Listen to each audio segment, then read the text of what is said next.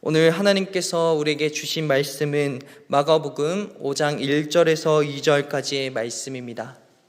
마가복음 5장 1절에서 2절까지의 말씀입니다. 신약성경 60쪽입니다.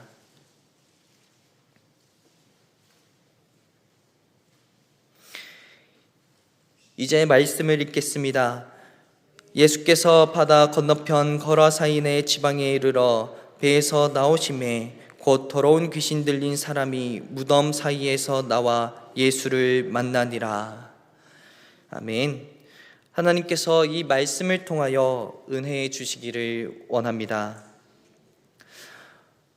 여러분들께서는 언제 가장 절망을 느끼십니까? 이 절망이라고 하는 것은 그 뜻을 찾아보면 더 이상 바라볼 것이 없기에 끊어버린다는 뜻을 가지고 있다고 합니다.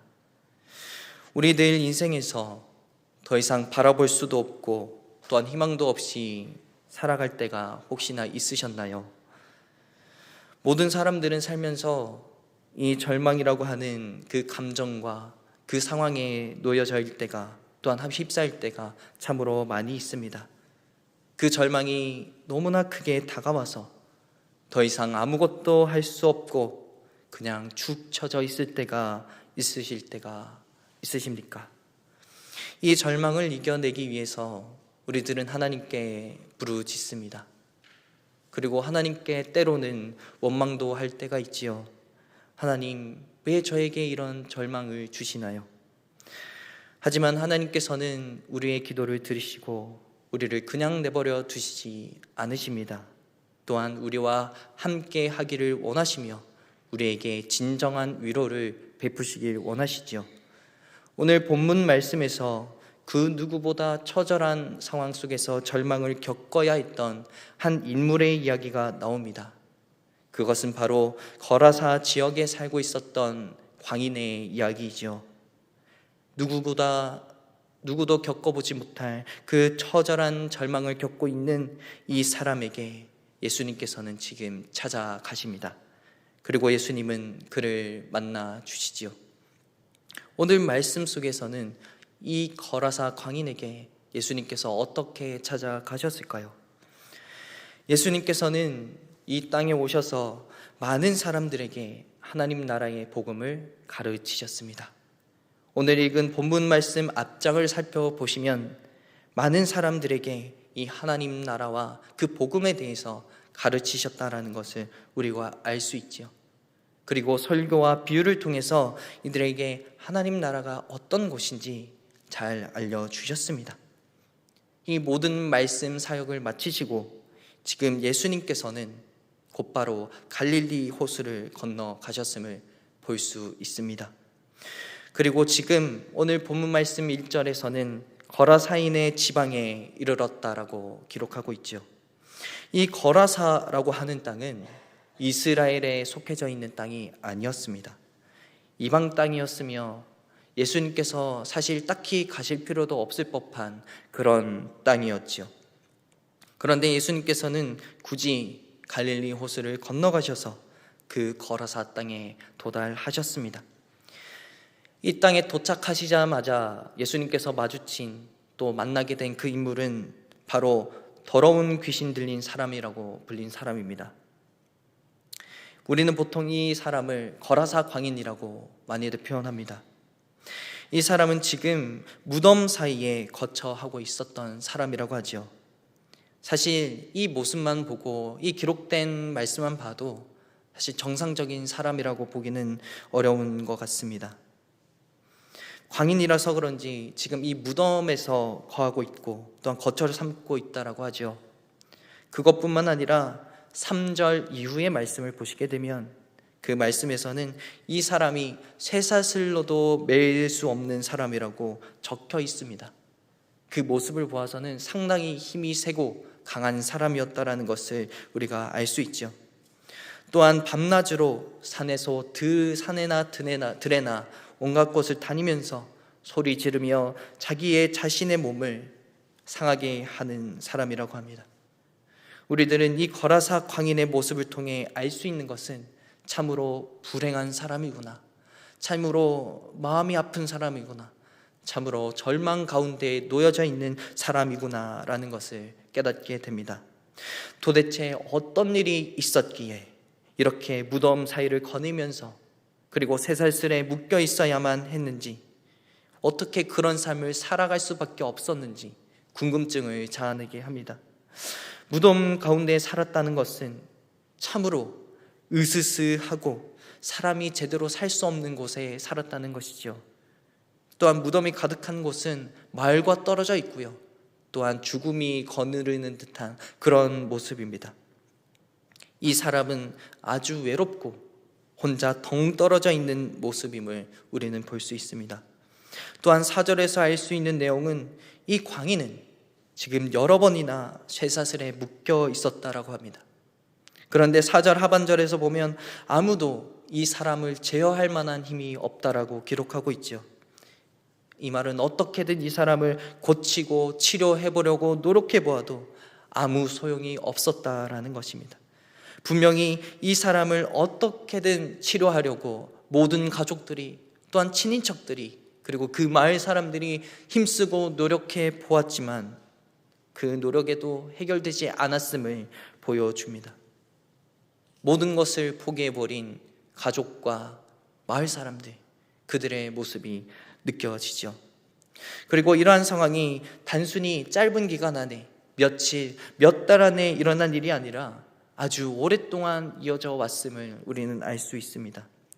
여러 번 쇠사슬을 끊었다는 것은 그만큼 오랜 기간을 걸쳐 사슬을 끊어왔다라는 것입니다. 시골에서는요, 보통 강아지를 키웁니다. 근데 이 강아지들을 키울 때 풀어놓는 가정은 많이 없습니다. 대부분 자신의 집에 앞마당에 묶어놓고 키우죠. 특히 힘이 세고 큰 강아지들은 목줄을 채우게 되는데, 근데 그 목줄이 보통 줄로 된 것이 아니라 쇠사슬로 되어져 있습니다. 그런데 이 큰 강아지들이 어찌나 힘이 강한지 그냥 놔두면은 그렇게 몸부림을 칩니다. 그 쇠사슬이 달고 달아서 결국에는 몇 달 혹은 1년 안에 이렇게 끊어짐을 종종 목격하게 되죠. 이와 같이 이 거라사 광인은 이 강아지들처럼, 이 힘이 센 강아지들처럼 이 쇠사슬에 묶여 있다가 그것을 온몸을 힘써서 끊어버렸다는 것을 알 수 있습니다. 이 쇠사슬이 한 번에 끊어진 것이 아니라 수많은 발버둥으로 인해서 끊어졌다라는 것이죠. 그 오랜 기간이 걸치고 또 걸쳐져서 끊어졌다라는 것, 이것을 통해서 우리는 오랜 동안 이 사람이 아픔을 겪고 있구나라는 것을 보게 됩니다. 또한 오늘 본문과 같은 내용을 담고 있는 이 병행 구절 누가복음 8장에서는 이 사람이 오랫동안 옷을 입고 있지 않았다라고 합니다. 그만큼 참 오랫동안 괴로워하며 외로움을 견디었다라는 것을 우리는 볼 수 있죠. 모든 가족들도 포기한 사람, 그리고 모든 사람들이 배척할 만한 사람, 절망 가운데 빠져있는 사람입니다. 지금 이 사람은 분명히 살아가는 것이 사는 것이 아니었을 것입니다. 어쩌면 이 사람 가운데 있는 사는 것보다 죽는 것이 더 낫겠구나, 이런 마음이 생길지도 모를 만한 상황이었습니다. 살아가는 데는 더 이상 소망은 없고 절망만 가득한 이 모습은 참으로 우리의 마음을 아프게 만들죠. 또한 5절에서 밤낮으로 소리를 지르며 뛰어다닌다고 합니다. 정상적인 사람이라면 사실 이런 행동을 하기가 부끄럽습니다. 그런데 지금 이 사람은 소리를 지르는 그 부끄러움을 잊었다라는 것은 그만큼 괴로움이 이 사람 가운데 있었다라는 것이죠. 소리를 지르지 않고는 더 이상 버틸 수 없는 그러한 괴로움, 그곳에 놓여져 있는 모습입니다. 소리만 지르는 것으로 끝나는 것이 아니었습니다. 그는 돌로 자신의 몸을 해쳤다라고 합니다. 자신의 몸을 찢었다라는 말이죠. 누가복음에서는 이 사람이 오랜 기간 옷을 입고 있지 않았다라고 하는데 그 돌로 자신의 몸을 긁으며 찢으며 그 몸이 상처투성이에 피투성이었음을 우리가 상상해 볼 수 있습니다. 참으로 끔찍한 일이죠. 이 귀신 들린 이 사람의 절망은 더 이상 희망이 보이지 않는 것 같습니다. 사람으로 살아가는 것이 전혀 아니죠. 이 사람이 겪고 있는 이 고통은 누가 위로한다는데 더 이상 위로가 통하지 않을 법한 그런 어려운 절망입니다. 우리들 또한 살아가면서 얼마나 이와 같이 어렵고 고통스러운 절망 속에 빠져 있을 때가 많습니까? 이 절망이라고 하는 주제로 우리가 이야기를 하다 보면 그 이야기가 밤새 이야기해도 모자랄 듯합니다.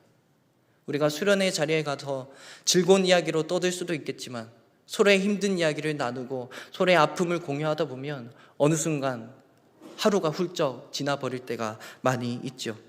내가 누군가에게 고통을 당했던 이야기, 참으로 어렵고 힘들었던 이야기, 질병으로 고통스러워했고 혹은 내 자녀로부터 많은 어려움을 겪었던 이야기들, 이런 절망들을 함께 이야기하며 그 절망을 경험하기도 합니다.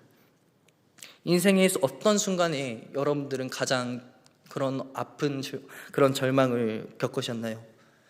저의 이야기를 잠깐 해드리려 합니다. 저의 인생이 사실 그렇게 길지도 않았고요. 또한 크게 두려움과 절망을 겪었던 적은 여러분들에 비해서는 없었을 수도 있을 것 같습니다. 제 인생에 가장 마음이 어렵고 절망 가운데 있었던 순간이 있었는데요. 저희 아버지께서는 가난한 시골교회 개척교회 목사님이십니다. 지금도 시골 마을에서 목회를 하고 계신데요. 제가 아주 어릴 적에는 우리 집이 그렇게 가난한지도 모른 채 살아왔습니다. 왜냐하면 부모님이 저에게 주셨던 그 사랑으로 넘쳐났었기 때문이지요. 그렇게 모태신앙으로 어려움이 없이 살아가다가 저는 하나님께서 주신 사명이 있다 생각해서 신학교로 진학을 하게 되었습니다. 그런데 신학교에 들어가면 모든 것들이 다 잘 풀릴 줄 알았습니다. 그래서 신학교 2학년을 마치고 군대에 가게 되었고 제가 군종실에 군종행정병으로 가게 되었죠. 그때 군종행정병으로 섬기는데 목사님께서 군종실장님이셨습니다. 그래서 군종실장님이신 목사님께서 저보고 찬양 인도를 시키시는 것이었습니다. 저는 그때 아주 큰 어려움이 하나 있었는데요. 바로 무대공포증이라고 하는 것이었습니다. 이 무대공포증을 앓고 어려운 가운데 있음에도 목사님께서 그렇게 찬양 인도를 해보아라 이렇게 말씀해 주셨기에 저는 순종하는 마음으로 그곳에 섰지요. 그런데 제 예상과는 전혀 달랐습니다. 순종함으로 다 될 줄 알았는데 그렇지 않았고 참으로 그 상황이 너무나 두렵고 떨리는 상황이었죠. 그래서 무대공포증은 더욱 심해졌고요. 그곳에 있던 군사들은 전혀 찬양하지 않는 모습에 저는 큰 고민과 좌절을 겪게 되었습니다. 이런 고민들이 점점 들고 더 이상 내가 누군가 앞에 선다는 것이 과연 가능한 일일까라는 고민에 휩싸였습니다. 그것이 더욱 심해지면서 많은 사람들 앞에서 제 이름을 말하는 것조차 불가능할 정도로 누군가들 앞에 집중되는 자리에 서면 숨이 제대로 쉬어지지 않는 그런 어려움을 겪었습니다. 이렇게 심해지다 보니 더 이상 이 신학이라고 하는 게 주님의 일을 한다는 것이 불가능하겠구나, 그런 어려움을 겪게 되었습니다. 그렇게 제대를 하고 나서 무엇이든 할 수 있을 것만 같았던, 이 일만 아니면 무엇이든 할 수 있을 것만 같았던 그런 자신감을 충전해서 나왔는데 막상 나와보니 별반 다를 게 없었습니다. 집은 점점 더 어려워졌고 이제는 신학이 저의 길이 아니겠구나 라는 그런 확신이 들 때였습니다. 그때 하나님을 더욱 원망했고 좌절과 절망 가운데 내가 할 수 있는 일이 도대체 무엇인가, 그렇게 할 때 감사하게도 하나님께서 저에게 기회를 주셔서 기독교 상담학이라는 그런 수업을 듣게 하셨습니다. 그 가운데 많은 회복이 있었고 또 그것을 통하여서 무대공포증에 대한 그 어려움들을 조금씩 변화시켜 나가게 되었습니다. 제가 처음으로 겪었던 큰 좌절은 바로 이 무대공포증과 집안의 어려움이었습니다. 이때 처음으로 절망이라는 것을 느꼈지요. 우리 성도님들께서는 좌절의 순간과 절망의 순간이 언제셨습니까? 제 고향교회에 계시는 한 집사님이 계십니다. 그 집사님은 자녀들로 인해서 참으로 많이 고통을 당하셨는데요. 젊은 나이에 남편을 여의시고 혼자 자녀들을 키우셨습니다. 첫째 아들은 다른 사람들에게 거짓말을 치면서 사기를 치는 사기꾼이 되었습니다. 기껏 잘 키워놓았더니 자신의 품을 떠나서 사기를 치며 자신의 부를 늘리는 그런 모습. 결국에는 그것이 걸리게 되어서 꽤 오랜 기간 징역살이를 살아야만 했습니다. 그렇게 징역살이를 끝마치고 다시 집으로 돌아왔더니 일할 생각은 하지 않고 어머니의 생활비를 모두 다 탕진해버리는 그 모습이 참으로 안타까웠습니다. 그 집사님은 계속해서 농사를 짓고 계신데요, 늘 농사일이 마치시면 늘 교회에 오셔서 이 문제를 가지고 기도하시던 모습이 떠올랐습니다. 눈물로 기도하시는데 얼마나 그 절망이 절절하게 느껴지는지 모르겠습니다. 이렇듯 우리들은 참 여러 방면으로 어려움을, 절망을 경험합니다. 이 세상에는 우리가 감히 상상하지도 못할 그런 절망들이 많이 있죠. 오늘 말씀 안에서도 지금 이 절망의 사람인 이 거라사 광인, 이 사람에게는 어떠한 희망이 보이십니까? 참으로 희망이 보이지 않습니다. 이 사람은 부모로부터 버림받았고 마을 사람들로부터 배척을 받았으며 홀로 무덤이라고 하는 아무것도 없는 그 죽음과 같은 상황에 내몰려져 있었습니다. 누구도 찾아오지 않는 곳에서 홀로 외로움을 감당해내야만 했습니다. 도대체 이 사람에게 어떤 희망이 있겠습니까? 오히려 이 사람은 빨리 인생을 마감하고 싶다라는 생각을 했을지도 모르겠습니다. 이런 상황 속에서 한 사람이 찾아오시게 됩니다. 그 사람이 바로 예수님, 예수 그리스도이시죠. 누구도 찾아오지 않는 그곳에, 누구도 가까이하지 않는 그 사람에게 지금 이 예수님이 찾아오신 것입니다. 예수님은 앞서 많은 무리들 앞에서 설교를 마치시고 제자들에게 말씀하셔서 갈릴리 호수를 건너자고 하십니다. 그 많은 사람들 앞에서 설교를 마치셨다는 것은 얼마나 피곤하셨을까요? 그렇게 몸이 바쁘고 몸이 힘든 상황 속에서라도 그럼에도 제자들에게 갈릴리 호수를 건너자라고 하십니다. 그렇게 제자들은 예수님의 말씀을 듣고 예수님과 함께 갈릴리 호수를 건넙니다. 하지만 그때 폭풍우가 휘몰아치며 죽을 뻔한 위기 상황 속에 놓이게 되죠. 제자들이 참으로 불안해하고 어찌 예수님께서 주무시고 계시냐고 묻는 그 위기의 상황, 폭풍우가 치는 그 어려운 상황 속에서라도 예수님은 그 폭풍우를 뚫고 호수 건너편에 도착하셨습니다. 예수님께서는 도착하시자마자 하셨던 행동이 있습니다. 우리 함께 마가복음 5장 2절 말씀을 읽겠습니다. 배에서 나오심에 곧 더러운 귀신 들린 사람이 무덤 사이에서 나와 예수를 만나니라. 이 말씀에서 예수님께서는 조금이라도 지체함이 없으신 것을 느끼게 됩니다. 뜸들이신 것도 아니고 어디를 들르신 것도 아닙니다. 여기서 곧이라는 표현이 나옵니다. 곧바로 이 귀신을 만나셨다라는 것이죠. 귀신 들린 사람, 곧바로 내리자마자 그 사람에게 가신 것입니다. 지금 예수님은 그 어떤 것보다 이 곳에 도착하신 이유는 바로 이 귀신 들린 사람, 거라사 광인을 만나기 위하셔서 이곳에 오셨다라는 사실을 알 수 있습니다. 지금 이 상황은 마치 급박해 보이기까지 합니다. 예수님은 지금 어떤 다른 것이 보이지 않습니다. 예수님의 초점은 지금 거라사 광인에게 향하여 있습니다. 예수님이 지금 빨리 이 광인을 만나서 귀신을 쫓아내버리고 이 사람에게 진정한 구원과 진정한 위로를 베풀기 위해 이 땅에 이곳에 오셨다라는 것을 우리가 알 수 있죠. 이때 광인 안에 있었던 이 군대 귀신은 예수님께 나와 자신을 괴롭히지 말아달라고 합니다. 하지만 예수님께서는 그 간청을 들어주시지 않으시고 돼지떼로 들어가게 하셔서 깊은 바다로 빠지게 하십니다. 저 깊은 바다로 빠지게 하시죠. 무려 2,000마리나 되는 그 많은 돼지들이 비탈길을 내달아서 바다에 빠지고, 그리고 이제 이 광인은 드디어 온전한 모습으로 돌아오게 되고 회복을 얻게 됩니다. 예수님께서는 이렇게 급박하게 오셔서 누구보다 절망 가운데 빠진 이들을 위해 놀라운 은혜를 베풀어 주십니다. 예수님은 이 일이 마치자마자 바로 거라사 땅을 떠났다라고 하십니다. 다시 배에 오르시죠. 예수님이 이 험난한 폭풍우를 뚫고 이 땅에 도착하신 이유는 바로 이 거라산 광인 한 명 때문이었습니다. 그를 구원하기 위해, 그의 아픔을 위해 오신 것입니다. 예수님이 배에 오르시자 회복을 받은 그 거라사 광인이 예수님께 묻습니다. 예수님과 함께 하면 안 되겠습니까? 함께 하고 싶다고 말합니다. 여기서 이 광인의 마음 또한 우리가 엿볼 수 있지요. 다시 자신의 마을로 돌아갈 수 있지만 예수님을 따르겠다라는 말은 자신이 버림받은 그곳으로 돌아가는 것이 두렵다라는 뜻입니다. 참으로 두렵고 떨렸을 것입니다.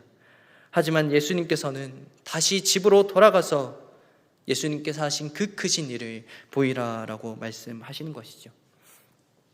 사랑하는 여러분, 우리는 이런 거라사 광인과 같이 참으로 두렵고 절망 가운데 놓여져 계실지도 모르겠습니다. 그 큰 절망 때문에 희망이 도저히 보이지 않고 더 이상 어떤 것도 하지 못하는 그런 두려움에 놓여져 있으신 분들도 계실지 모르겠습니다.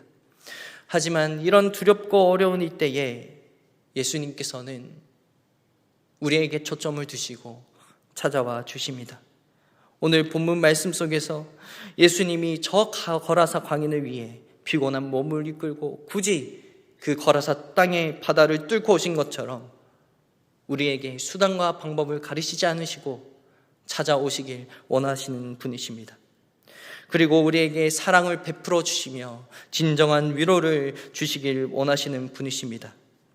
어떠한 좌절과 절망이 우리를 억누를지라도 폭풍우를 뚫고 오셔서 우리를 바라봐 주시는 그 예수님을 신뢰하길 바랍니다. 그럴 때에 우리에게 찾아오셔서 모든 절망을 해결해 주실 것입니다. 희망을 보여주시며 주님의 뜻을 알려주실 것입니다. 예수님은 우리를 사랑하기를 멈추시지 않으시는 분이십니다. 그 사랑엔 끝이 없지요. 그렇기에 죄인 될 수밖에 없었던 우리를 위해 그 십자를 지신 게 아니겠습니까? 이 놀라우신 사랑을 우리가 꼭 잊지 않길 바랍니다. 예수님은 어떤 절망 속에 있더라도 우리를 사랑해 주시고 우리를 끝까지 붙잡아 주시기를 원하시는 분이십니다. 이런 예수님의 그 크신 사랑을 기억하며 예수님만 의지하며 살아가길 바랍니다. 또한 진정한 위로를 얻기 위하여 오직 하나님만 앙망하며 바라보며 주님을 바라볼 수 있는 저와 여러분들이 되길 바랍니다. 이제 말씀을 가지고 함께 기도하겠습니다. 절망 속에서도 우리를 위해 찾아오시는 그 하나님의 사랑을 기억하게 하소서. 함께 기도하겠습니다. 사랑이 많으신 주님 감사합니다. 주님, 우리에게 귀한 말씀을 주셔서 참으로 감사합니다.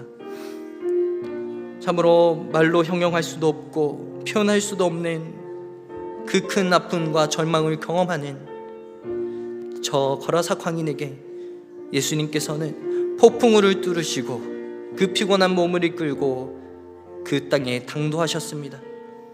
다른 어떤 것을 바라보시지도 않으시고 예수님의 시선에는 오직 그 거라사 광인에게 머물러 계셨습니다. 그래서 그 거라사 광인에게 진정한 위로와 진정한 구원을 베풀어 주셨음을 우리가 확인하게 됩니다. 주님, 우리들 또한 얼마나 참으로 많은 절망들을 경험합니까? 이 절망으로 인하여서 우리는 끝없는 두려움과 끝없는 외로움 속에 혼자 갇혀 있을 때가 참으로 많습니다. 더 이상 희망은 없어 보이고 빛이 없어 보이는 이러한 상황 가운데 예수님께서는 그 험난한 폭풍우를 뚫고 우리에게 찾아오심을 믿습니다. 우리를 붙잡아 주셔서 주님의 그 크신 은혜로 회복되어짐을 우리가 경험케 하여 주옵소서. 우리를 찾아오시는 그 하나님의 사랑을 늘 잊지 않고 우리에게 진정한 위로를 베풀어 주시며 회복을 보여주시는 오직 여호와 한 명만, 하나님 한 분만 온전히 붙잡고 의지하며 앙망함으로 살아갈 수 있는 우리 모두가 될 수 있도록 주님 놀라운 은혜를 베풀어 주시옵소서. 사랑이 많으시고 은혜가 풍성하신 하나님 아버지 감사합니다. 우리는 살아가면서 수많은 좌절과 절망을 경험하게 되는데 이것들 때문에 끝없이 무너질 때 그럼에도 하나님의 그 놀라우신 사랑으로 우리를 만나 주시며 우리에게 찾아와 주셔서 참으로 감사합니다. 하나님이 주시는 그 놀라운 위로와 은혜를 우리가 늘 기억하게 하시고 오직 여호와를 앙망하는 삶을 살아가게 하여 주옵소서. 어떠한 절망과 어려움 가운데 찾아오시는 그 하나님의 사랑, 그 예수님의 사랑을 기억함으로 하나님만 의지하며 이 인생 가운데에 절망에서 벗어나 승리함으로 살아가는 우리 모두 될 수 있도록 주님 은혜를 베풀어 주옵소서. 함께 하심을 믿습니다. 예수님의 이름으로 기도합니다. 아멘.